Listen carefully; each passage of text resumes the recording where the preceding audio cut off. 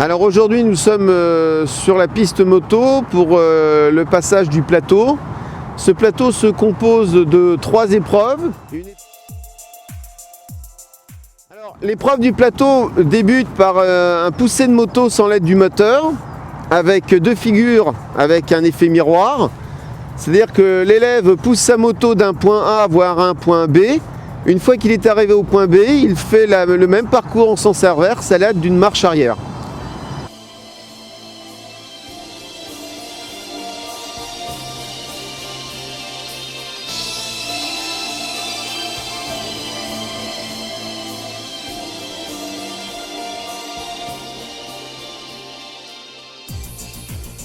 Pour ce qui est du parcours lent, l'élève part en première avec tenue d'embrayage, réalise un slalom ainsi qu'une ligne droite dans des piquets. Et cette première partie du parcours doit être réalisée en plus de 20 secondes.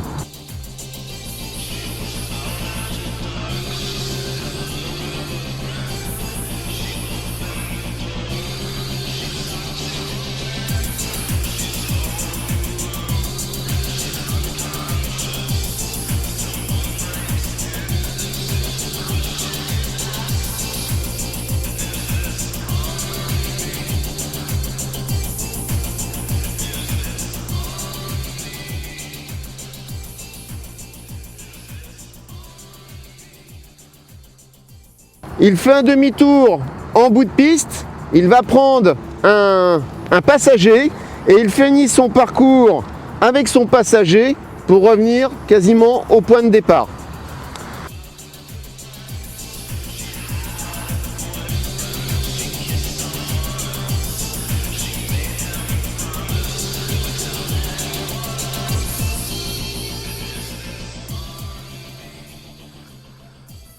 Il faut savoir que la première partie chronométrée, l'élève doit être à plus de 20 secondes.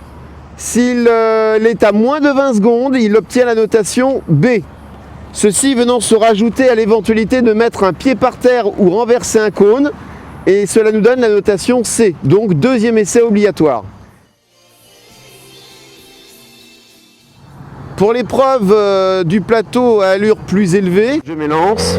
1, 2, 3. Je suis en 3e, je commence à freiner et rétrograder pour atteindre le demi-tour en première. Je tourne en respectant le placement. Une grosse première, 2, 3, et je suis à peu près à 52. Et j'ai le droit de m'arrêter en ligne C4, étant donné que le sol est mouillé. Pour l'évitement, il s'élance, il fait un slalom avec le contre-braquage qui est de rigueur. À un moment donné, au 3e cône, il est radarisé à 40 à l'heure. Il fait son demi-tour, il revient. Et là, juste avant l'évitement, il coupe les gaz, il est radarisé, il doit être à 50 à l'heure et doit s'arrêter en 3e après l'évitement avec un freinage d'urgence.